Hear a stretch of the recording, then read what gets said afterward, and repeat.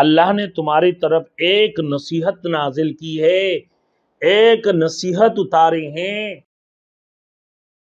Thanks for watching. Don't forget to like, comment, share and subscribe to Maulana Habibullah Rohani official.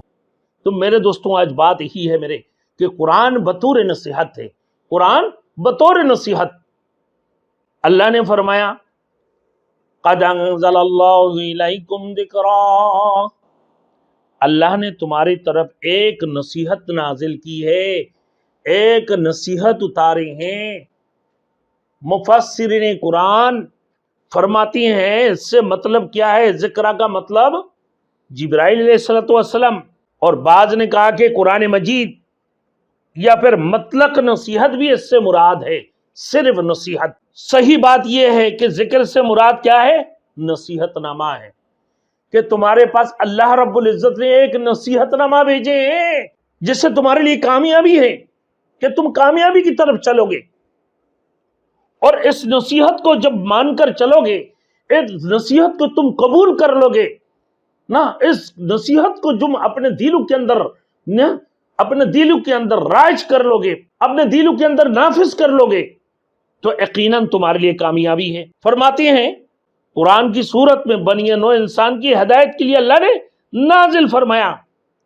جو بنی نوع انسان جہنم کی طرف جا رہے ہیں، وہ اپنے ظلمت کی طرف جا رہے ہیں، وہ اپنے ناکامیوں کی طرف جا رہے ہیں، وہ اپنے بربادی کی طرف جا رہے ہیں، وہ اپنے زندگی کو تباہ اور برباد کر رہے ہیں۔ تو اسی وجہ سے اللہ نے اس قرآن کو نازل فرمایا تاکہ تم روشنی کی طرف نکل پڑو، تم جنت کی طرف جاؤ، اللہ رب العالمین تمہیں کامیابی عطا فرمائے، تم حق کی طرف جاؤ۔ اللہ رب العزت اپنے نبی کے دنیا کے اندر بھیجے ہیں، آدم سے لے کر اللہ کے رسول تک۔